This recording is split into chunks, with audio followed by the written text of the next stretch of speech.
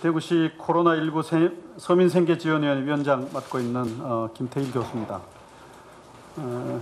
대구 희망지원금 지급 계획을 말씀드리겠습니다.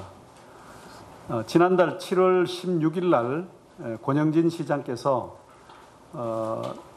코로나19 상황이 장기화되고 있는 과정에서 우리 지역사회의 그 회복 능력을 계속 좀 유지해 나가기 위해서는 생계자금 지급이 필요하다라고 하는 그 의사를 밝히셨습니다. 저희 위원회는 권영진 시장의 그러한 뜻을 받들어 지금까지 이 생계자금 지급을 어떻게 할 것인지에 대한 정책 설계를 해왔습니다. 이 정책의 목표와 목적, 또 지급 대상, 범위, 수단, 절차, 방법 이런 부분들을 쭉 정리해 왔는데요. 오늘 이 자리에서 그것을 좀 간략히 말씀을 드리겠습니다. 제가 말씀드리는 것은 중요한 그 원칙과 개요에 대한 것이고, 또 구체적인 사항들은 자료 제일 마지막 페이지에 첨부되어 있는 그런 상세 계획을 참조해 주시기 바랍니다. 우선 이 정책의 그 목적에 대해서 말씀을 드리겠습니다. 코로나19가 장기화되고 있는 과정에서 지역 경제 현실이 점점 더 나빠지고 있습니다. 그리고 또 우리 지역에 살고 있는 시민들의 어떤 의지, 또 심리 상태 이런 것도 점점 더 약화되어 가고 있는 상황인데요. 이런 상태를 그냥 두게 되면 정작 그 회복을 위해서 기운을 차려야 될 시점에 기운을 차리지 못하는 상황까지 올 수가 있다. 그래서 우리 지역사회의 회복 능력을 어떻게든 유지해 나가기 위해서 생계자금 지급을 해야 되겠다라고 하는 것이 이 정책의 목적입니다. 학자들은 이것을 회복 탄력성 이렇게 말을 합니다. 리질리언스라고 하는 말을 쓰는데요. 재난으로 피폐해진 그 지역사회가 새로운 회복된 새로운 상태를 향해서 나아가는 것을 얘기를 하고 있습니다. 근데 이 리질리언스를 위해서는 크게 두 가지가 필요합니다. 하나는 경제적인 측면에서 필요한 일입니다. 서민 생계를 지원하면서 그것이 소비 진작으로 이어지고, 또 소비 진작이 경제적 활력을 도모해 나가는데 중요한 목표가 설정이 되어 있습니다. 또 다른 하나는 이제 사회적인 부분입니다. 우리가 코로나19 상황을 극복해 나오는 과정에서 우리 대구 시민들이 모두 함께 힘을 합쳐서, 즉 말하자면 협력과 연대의 힘을 발휘해서 어려움을 헤쳐나왔습니다. 그리고 앞으로 또 닥쳐질 새로운 어려움들, 또 이 길고 지난한 싸움들을 해나가기 위해서는 시민들의 협력과 연대가 역시 가장 중요한 것입니다.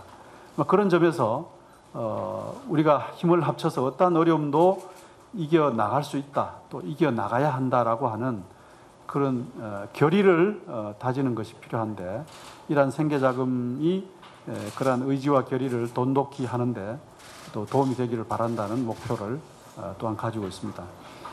이러한 그 목적과 목표를 실현하기 위해서 몇 가지 중요한 그 절차와 방법에 대해서 저희 위원회가 정리를 하였습니다.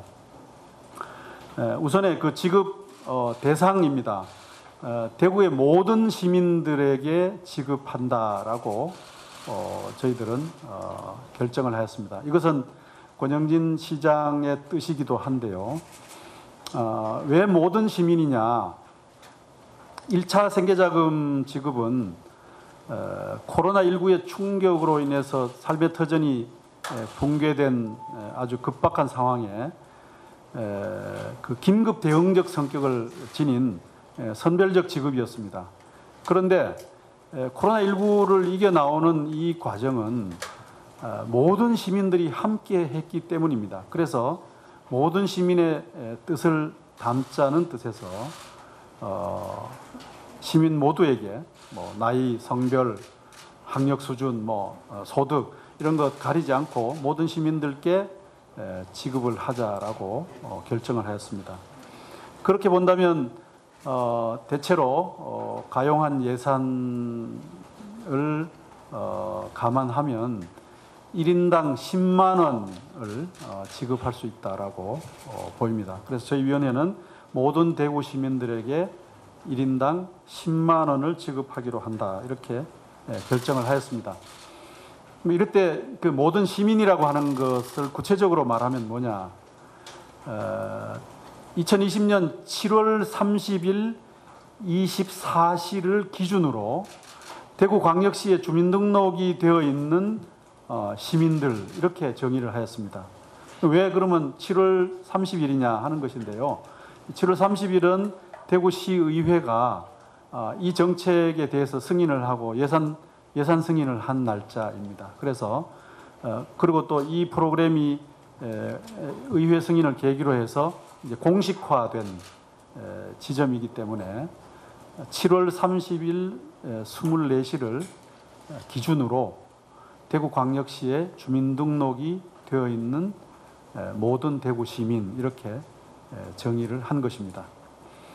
여기서 한 가지 특별히 주목했던 대목이 있습니다. 저희 위원회는 비록 이 시점에 주민등록이 되어 있지는 않지만 기준일을 기점으로 해서 대구시의 부 혹은 모가 주민등록이 되어 있는 대구 시민인 그 부모에게서 태어난 신생아에게 비록 주민등록이 되어 있지는 않지만 이 대구 희망 지원금을 주기로 하자라고 하는 결정을 숙고 끝에 내렸습니다. 이것은 주민등록이라는 형식과는 별도로 새로 태어난 우리 지역 사회에 태어난 신생아는 우리의 미래이고 또 우리의 희망이기 때문입니다. 그래서 신생아에게 희망 지원금을 주기로 한다라고 하는 결정을 위원회가 추가적으로 내린 바 있습니다. 그 다음에 지급 절차와 관련된 지급 대상과 절차와 관련된 부분에 대한 설명을 드리겠습니다. 저희 위원회는 이번에 대구 희망 지원금의 경우는 세대나 가구가 아니라 개인을 단위로 해서 지급을 한다라고 하는 원칙을 세웠습니다. 1차 생계자금 지급이나 정부 재난지원금의 경우는 세대 가구가 단위가 되었습니다. 그런데 우리 대구시는 이번에 그것을 개인을 단위로 하는 것으로 설정을 하였습니다. 이것은 사회복지 실천에 있어서 사회복지 실천 담론에서 대단히 주목할 만한 대목입니다. 많은 학자들과 또 이와 관련된 전문가들은 그 사회복지 실천이 개인을 중심으로 개인을 단위로 진전되어야 된다라고 하는 요구들을 일관되게 해왔습니다. 그리고 그것은 여전히 사회복지 실천의 주요한 꿈으로 존재하고 있습니다. 그런데 현실 속에서 이것을 한 사례는 아마 대구시가 처음일 것 같습니다. 이것이 갖는 의미는 뭐냐? 개인을 단위로 한 사회복지 실천은 역시 개별 개인이 자기 삶의 주체이고 또 자기 삶의 주인인 만큼 어떤 시민으로서의 책임성도 함께 가지고 있는 그런 하나의 시민성의 주인으로서 개인이 중요하다라고 하는 사실을 환기시켜 주는 것이고 이것은 사회복지 실천 영역에서 민주적 진전을 의미하는 대단히 주목할 만한 대목이라고 볼 수가 있겠습니다. 조금 부가해서 설명을 드리면 1차 생계자금 지급 때 가구와 세대를 중심으로 지급을 해보니까 여러 가지 많은 그 문제들이 생겼습니다. 우선에 그 우리나라 지금 현실 속에서 그 가구화 세대의 다양성 또 혹은 그 내부의 모순성 이런 것들이 우리가 생각하는 것 이상으로 많다라고 하는 사실을 확인하였습니다. 그래서 많은 민원들이 제기가 되었습니다. 그래서 그런 것들이 개인을 단위로 지급함으로써 일거에 해소되는 의미도 함께 담고 있다는 말씀을 추가적으로 드립니다. 그래서 이제 구체적으로 좀 더 말씀드리면 이 10만 원의 대구 희망 지원금을 신청하는 데는 개인입니다. 가구원 내에서도 성인이면 모든 개인은 각자가 신청을 할 수가 있습니다. 다만 미성년자의 경우는 부모가 친권을 가지고 있는 부모가 혹은 또 세대주가 신청을 할 수밖에 없습니다. 그리고 이렇게 원칙을 정해놓고 그러면 가구원이 동의를 하는 그 가구의 경우는 가구원의 동의를 전제로 해서 그 동의를 받아서 세대주가 신청해서 한꺼번에 수령할 수 있는 그런 편리성 있는 절차를 함께 마련해 두었다는 말씀도 드립니다.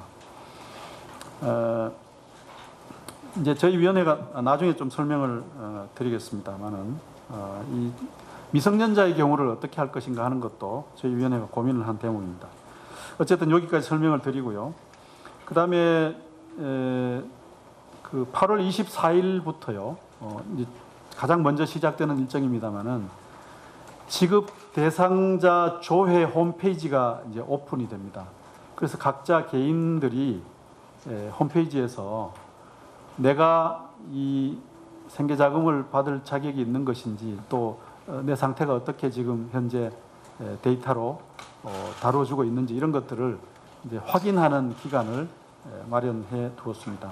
그래서 자기가 속하고 있는 행정동이 어딘지 또 지급 금액은 뭐 얼마인지 또 세대 원수는 얼마인지 관련된 지급과 관련된 여러 가지 정보들을 확인할 수 있는 그런 조회 홈페이지가 8월 24일부터 개통이 되고요. 이 조회 홈페이지를 통해서 혹시 이의가 있는 사람 시민들은 이 신청을 함께 할 수가 있습니다. 다음엔 지급 수단과 절차에 대한 문제입니다. 지급 수단은 크게 현금 지급과 신용 체크카드 그리고 대구 행복페이라고 하는 세 가지 수단입니다. 현금 지급은 기초생활보장 생계급여 수급자 또 기초연금 장애인 연금 수급자에 한해서 현금 지급을 하게 되어 있습니다. 그러니까 이분들에 대해서는 이미 복지급여가 그 배분되는 그 통로가 마련되어 있습니다. 그 통장이 이미 확보가 되어 있기 때문에 그 통장을 통해서 별도의 신청 없이 8월 24일부터 기존 급여 계좌로 지급이 됩니다. 그 다음에 그렇습니다. 그 다음에 신용 체크카드의 경우는 8월 31일부터 시중 9개 카드사 홈페이지에서 본인 명의 카드에 충전 신청을 할 수가 있습니다. 신용 체크카드를 은행 창구에서 신청하시고 싶은 분은 은행 창구를 찾아서 그 충전을 하실 수도 있는데요. 이럴 경우는 9월 7일부터 해당 카드 연계은행을 방문해서 신청을 할 수가 있습니다. 이렇게 해서 신청을 하게 되면 신청 후 2일 이내에 지급 안내 문자가 통보되고 바로 사용을 할 수가 있습니다. 대구 행복페이는 9월 7일부터 주소지 관할 행정복지센터에서 신청을 할 수가 있습니다. 행정복지센터를 방문해서 신청을 해야 합니다. 이때 신청을 하게 되면 대구 행복페이라는 이 카드를 이제 받게 되는데요. 그 카드를 지급받은 후로부터 한 2일 정도 후가 되면 대구 희망 지원금이 거기에 충전이 되고 대구은행이 그 충전 완료 문자를 통보하게 됩니다. 그래서 사용을 할 수가 있습니다. 한 가지 부연 설명을 드리고자 하는 것은 대구 행복페이의 경우는 기존 행복페이 카드와는 별도의 카드를 통해서 대구 희망지원금을 사용할 수밖에 없다는 것입니다. 그것은 여러 가지 절차 기술적인 문제가 있기 때문에 그렇습니다. 그래서 기존의 행복페이를 카드를 가지고 있는 분도 대구 희망지원금을 받기 위해서는 새로운 카드를 수령을 하셔야 합니다. 그 외에 나머지는 그 지출하는 방법은 똑같습니다. 그리고 한 가지 점원할 것은 이제 온누리 상품권에 대한 얘기들도 있었는데요. 온누리 상품권은 이번 대구 희망지원금 지급 수단에서 배제를 하였습니다. 왜 그러냐 하면은 온누리 상품권은 사용 기한이 5년이고 또 지역 제한을 받지 않습니다. 그래서 앞서 이 정책의 목적과 목표에서 말씀을 드렸던 것처럼 이 대구 희망지원금은 생계 지원을 통해서 소비를 진작하고 그럼으로써 지역 경제를 활성화하자고 하는 어떤 정책 목표를 실현하기 위해서는 온누리 상품권은 적절하지 않겠다라고 하는 판단이 들어서 이번에 지급 수단에서는 배제하기로 하였다는 말씀을 드립니다. 그 다음에 이제 마지막으로 저희 위원회가 이러한 정책 설계를 하면서 고심을 했던 대목은 이런 겁니다. 이렇게 모든 시민에게 여러 가지 방법과 절차 통로를 통해서 편리하게 시민들이 쓰실 수 있도록 지급을 하는데 그럼에도 불구하고 이런 대구 희망금 지원 지급에서 구조적으로 배제되고 있는 사회적 존재는 없는 것인가라고 하는 것입니다. 그래서 이런 부분들에 대해서 여러 가지를 챙겨보자라고 위원들이 걱정을 하고 또 실무진들이 여러 가지 측면들을 살피고 검토를 하였습니다. 예를 들면 대구에 터를 잡고 살지만 주민등록이 되어 있지 않은 노숙자라든지 또 쪽방 거주자 또 이주 외국인 또 위기 청소년 이런 사회적 계층들은 어떻게 할 것인가 하는 것에 대해서 이제 고민을 많이 했는데 1차적으로는 이 주민등록이 되어 있지 않다라고 하는 그 제도적 조건을 중요하게 지켜나가야 될 원칙이기 때문에 이번에 이 대구 희망지원금을 통해서 이분들을 챙기는 것은 쉽지 않겠다 하는 결론을 내렸습니다. 그래서 저희 위원회는 대구시에 대해서 방금 말씀드린 이런 사회적 계층에 대한 좀 지속적인 또 특별한 어떤 관심을 정책적 관심을 좀 주어 달라라고 하는 말씀을 드리고 있습니다. 특히 위기 청소년 문제에 대해서 저희들은 고민을 많이 하였습니다. 어떠한 이유에서든 가정이 편안한 곳이 되지 못하고 집을 나와서 생활하는 청소년들이 있습니다. 미성년자들이 있습니다. 이런 사회적 존재에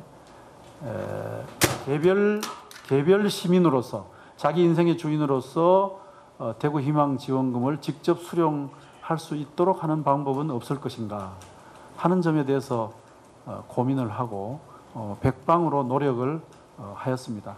그런데 결론은 뭐냐? 굉장히 아쉬웠습니다. 미성년자의 권리를 대리할 수 있는 것은 부모의 친권과 또 특별히 법원이 후견인을 법적으로 재판부가 정하지 않으면 도저히 불가능하다라고 하는 결론에 이르고 그것을 확인하였습니다. 그래서 위기 가정의 위기 청소년의 경우를 우리가 특별히 챙길 수 있는 어떤 제도적인 그 통로가 없다는 사실에 굉장히 아쉬워하고 또 실망도 하였습니다. 그러나 저희 위원회는 그러한 제도적인 조건들은 없지만 위기 청소년과 관련해서 어떤 이의 신청을 할 수 있는 통로를 열어놓고 그런 이의 신청을 받아서 부모와 친권을 권한을 가진 부모와 이 문제를 함께 상의하고 또 권유할 수 있는 그런 여지를 만들어 놓자라고 하는 결론을 내렸습니다.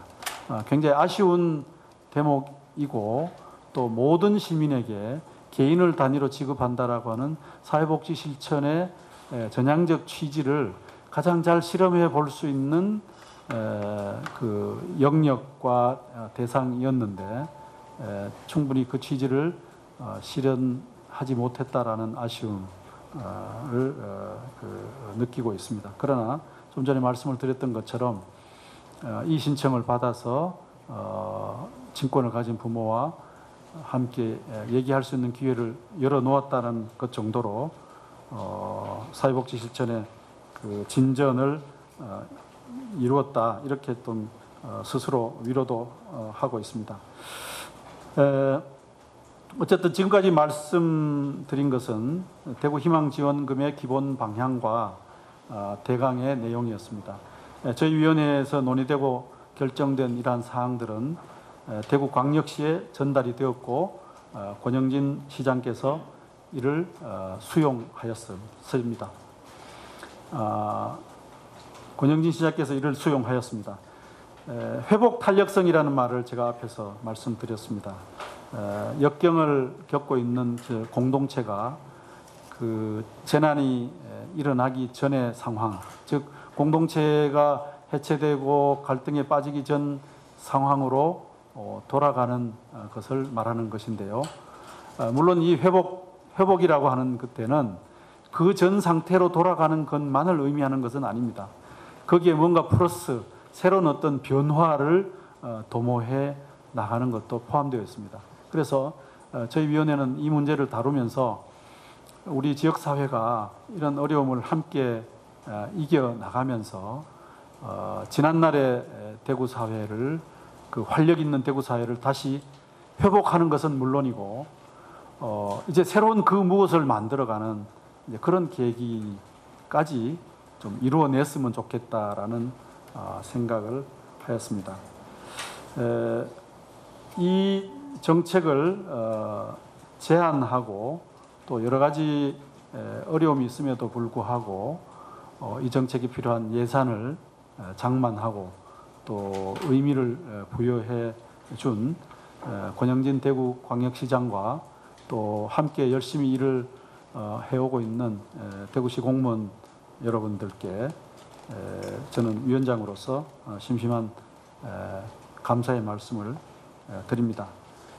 미중류의 재난을 꿋꿋이 이겨내고 함께 닥쳐올 어려움, 그것이 무엇일지라도 잘 이겨나갈 수 있다, 잘 헤쳐나갈 수 있다라는 각오를 다지는 대구 희망 지원금, 모두가 모두에게 희망을 주는 대구 희망 지원금이 될 수 있도록 많이 성원해 주시기를 기대합니다.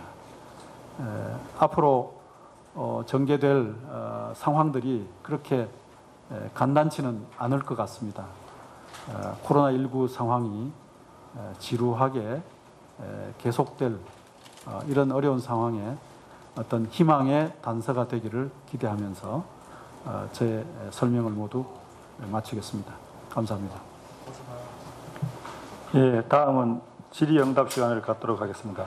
질문하실 분은 손 들어주시면 마이크를 드리겠습니다. 네, MBC 한태영 기자님. 안녕하십니까. 대구 MBC 한태영 기자입니다. 정부에서 지원했을 때는 건강보험을 기준으로 지원을 했는데요. 네. 이번에는 대구시 주민등록부에 등재되어 있는 그 시민을 기준으로 했는 그 차이점이 있는 거 맞습니까? 예, 아까 말씀드렸듯이 그 1차 생계 자금 지급과 정부의 재난지원금은 세대를 단위로 하였습니다. 그리고 중위소득 100% 기준 또 건강보험료 기준을 가지고 액수를 정했습니다. 가구별 배정 기준을. 그것이 갖는 이제 여러 가지 어려움이 우선 있었고요. 많이 발견되었습니다. 그것까지 여기서 설명을 드릴 시간이 있을지 모르겠습니다만은 어쨌든 이제 그런 것들을 좀 해결해 나가기 위해서 모든 시민에게 개인을 단위로 지급하자라고 하는 사회복지 실전의 그런 비전을 우리 대구시가 앞장서서 한번 실험하고 있는 것입니다. 그런 취지가 중요하다는 말씀을 드립니다. 그리고 그 신청 기간 내에 출생을 하면 지급 대상으로 정하였다면 결국은 원래 11월 30일 이전에 출생을 하면 그 대상자로 포함된다는 말씀인가요? 신청 마감이 언제지요? 9월 25일. 9월 25일이 이제 신청 지급 마감일입니다. 지급 마감일도 그렇죠. 예. 신청 지급 마감이 9월 25일이니까 9월 25일까지 출생 신고서를 제출하는, 그중에 어머니나 아버지 둘 중에 한 사람은 대구 시민이어야 됩니다. 그러니까 부모 둘 중에 한 사람이 대구 시민인 부모에게서 태어난 신생아의 경우 신청 지급 마감일까지 출생 신고서를 제출하면 비록 주민등록이 등재되어 있지는 않지만 지급을 한다. 그 취지는 그 아이들이야말로 우리의 희망과 우리의 미래이기 때문이다라고 하는 것입니다. 그리고 아마 한 달에 한 1,000명 정도의 신생아가 태어납니다. 한 달에요. 그래서 다 뭐 어떻게 신청이 얼마나 들어올지 모르겠습니다만 저희들 예상은 한 달 대략 1,000명 정도의 신생아가 태어나는 것을 기준으로 해서 거기에 필요한 예산을 추가 확보해 놓고 있는 상황입니다. 마지막으로 그 전체 예산이 2,430억 원으로 알고 있는데요. 네. 정부 지원금 512억 원을 합해서 2,430억 원인지 아니면 따로 정부 지원금 512억 원이 따로 있는 건지 합해서입니다. 그럼 대구시가 말하는 건 1,918억 원입니다. 예, 그렇습니다. 예. 그 아마 뭐 예산 지출 구조 조정을 아마 통해서 마련한 돈인 것 같습니다. 네, 이쪽에 예. MBC 기자 얘기할 때 탈출했습니다. 예, 그 재난대책비 정부 지원금이 512억이고요. 그 다음에 대구시의 재난관리기금, 재해구호기금 이런 것이 아마 있었던 모양입니다. 그리고 거기에 덧붙여서 강도 높은 세출 구조조정 이렇게 그 예산의 출처가 설명되고 있습니다.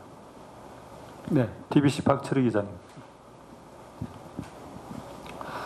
네, TBC 박철희 기자입니다. 일단 1차 지급 때 신청하고 지급 때 상당한 혼란이 있었던 부분 중에 하나가 이제 안내가 제대로 되지 않았다. 궁금해도 좀 물을 데가 없었다. 콜센터는 전화가 안 되고 뭐 이런 경우가 많아서 그래서 이번에는 시민들에 대해서 어떤 뭐 그런 콜센터라든지 그런 안내 시스템 어떻게 운영하실지가 궁금하고요. 네.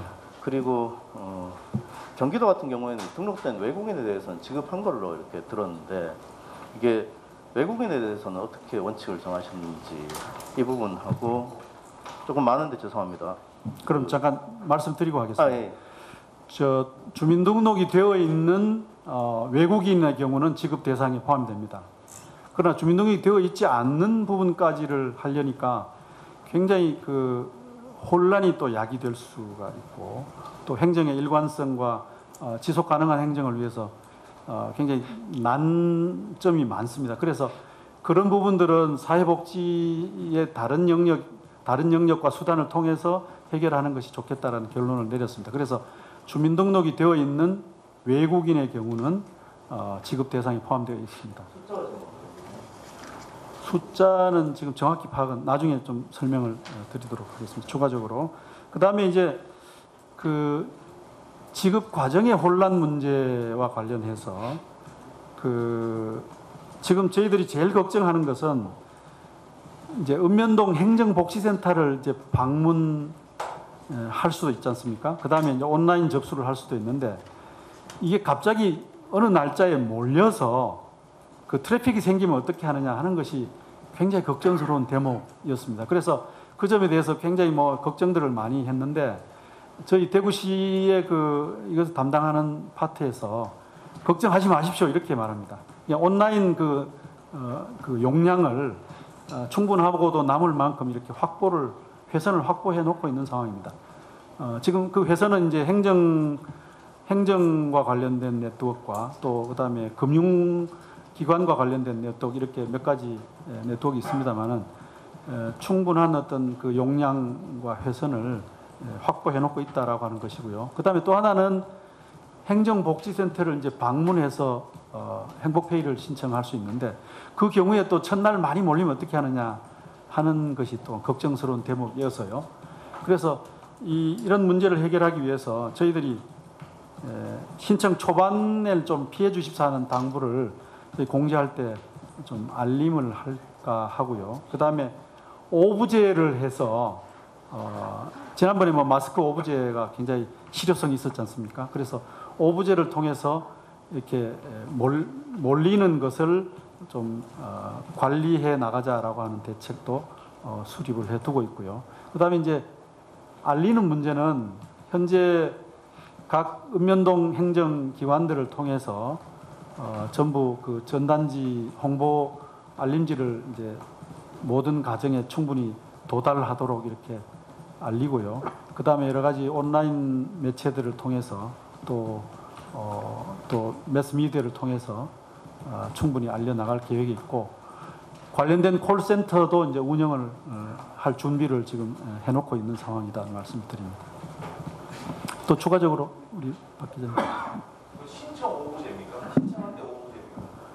신청할 때죠. 그러니까 신청은 이제 온라인 행정복지센터 방문. 그 다음에 또 하나는 이제 그 찾아가기 명칭이 뭐죠?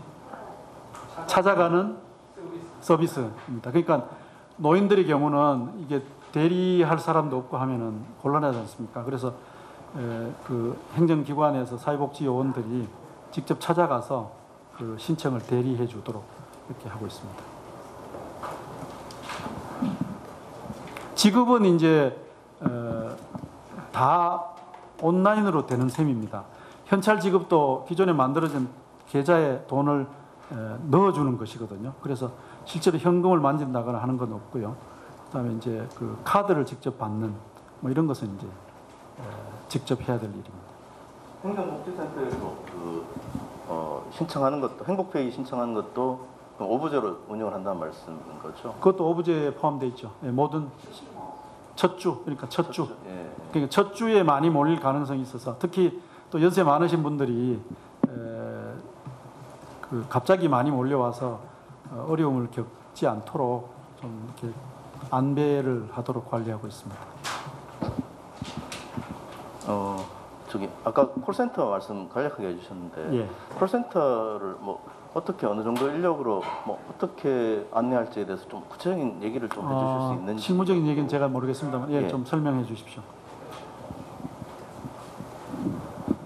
지금 콜센터는 대구시에서 120 콜센터를 운영하는 계획이고 또 부분별로 따라서 콜센터를 운영합니다.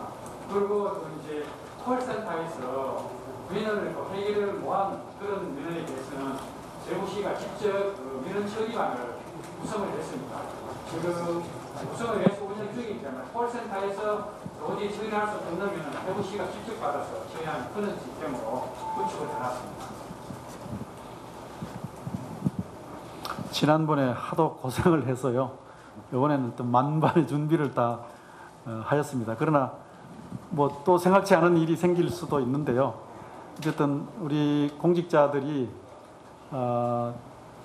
온 힘을 기울여서 준비를 했다라는 말씀을 제가 지켜본 사람으로서 드립니다. 그리고 아까 말씀 중에 제가 빠뜨린 대목이 하나 있는데 이 대구 희망지원금의 사용 기간은 11월 말까지입니다. 11월 말까지. 근데 왜 11월 말까지냐 하면 올해 중으로 이제 정산하는 절차와 시간이 필요합니다. 그래서 11월 말까지로 일단 마감을 하고 남은 기간은 이제 그 전체 과정을 좀 정리하는 시간이 필요하기 때문에 그렇습니다. 네. 예. KBS 이한희 기자님. 예, 아까 위원장 KBS 이한희 기자입니다. 아까 위원장님께서 그 대구시가 전국에서 유일하게 세대가 아닌 개인 단위로 지급한다 하셨는데 그 경기도도 예전에 그 병행을 했었던 걸로 알고 있거든요. 경기도는 병행했습니다. 병행. 그러면 이렇게 우리는 병행이 아니고 네. 개인을 원칙입니다. 그러니까 개인이 신청하는 개인이 신청이 개인만 원칙입니다. 신청할 수 있는 네, 것을 원칙으로 그렇습니다. 한다는 말씀이죠. 네. 네. 그거는 진짜 전국에서 유일한 게 맞는 건가요? 예, 그렇습니다. 아, 네. 경기도는 병행하였죠, 그죠? 병행하였습니다. 근데 이제 개인 신청을 원칙으로 합니다. 그러나 편의를 위해서 찾아가기 서비스도 하고 또 세대주의 동의하에 세대주가 대리 신청을 해서 일괄 지급을 받을 수도 있도록 했습니다. 연합뉴스 김선영 기자님. 네, 연합뉴스 김선영입니다. 미시적인 질문인데요. 제가 잘 이해를 못해서 여쭤보는데 신생아 같은 경우 그러면 25일, 23시까지 태어난 아이들만 가능한 건가요? 아니에요. 그러니까 7월 30일 이후에 태어난 아이도 그러니까 신청 지급 마감일이 9월 25일이거든요. 그때까지 태어나서 출생증명서를 제출할 수 있으면 지급을 할 수 있도록 했습니다. 7월 30일은 그 부모가 7월 30일 24시까지 부모 중에 한 사람이 대구 시민으로 등재되어 있는 대구의 주민등록을 가지고 있는 에 해당하는 겁니다. 아이는 7월 30일 전에 태어난 아이도 있을 수 있겠고 또 그 후에 태어난 아이들도 있을 수 있는데 어쨌든 신청과 지급 마감일까지 태어난 아이, 신생아의 경우 출생증명서를 제출하면 지급할 수 있습니다. 그러니까 9월 25일, 23일 전까지만 태어난 건가요? 아니 무슨 어디죠? 네, 부연 설명을 드리겠습니다. 그 7월 31일부터 9월 25일까지 태어난 신생아는 다 지급이 된다고 보시면 됩니다. 네. 지금 뭐 표현이 좀 잘 분명치 않습니까? 네.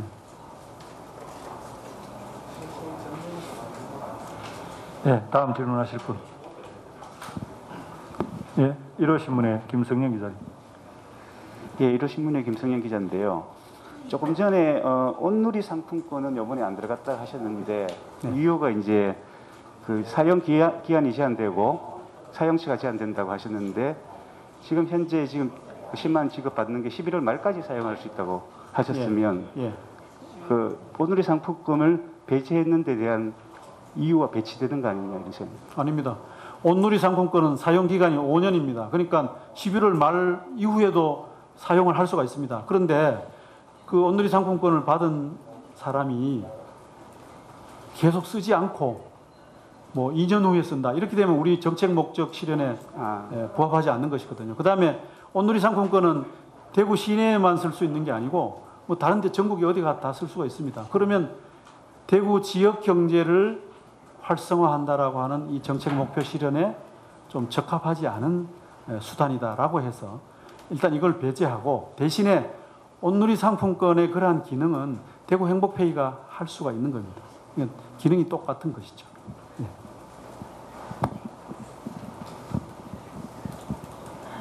다만 이제 온누리 상품권의 경우는 그 선호도는 좀 높은 편입니다. 왜냐하니까 그냥 이렇게 지갑에서 꺼내가지고 하는 게 카드보다 더 편하지 않습니까? 나이 많으신 분들도. 그래서 좀 고민이 되었는데 적어도 우리 대구 시민의 생계 지원과 소비 진작 경제 활성화를 추구한다라고 하는 이 정책 목표 실현에는 좀 맞지 않는 것 같다. 그리고 대구 행복페이가 그러한 기능을 좀 대리할 수 있다라고 하는 점에서 배제를 했던 것입니다. 박철기 기자님 뭐 아까 추가적으로 말씀하셨습니다.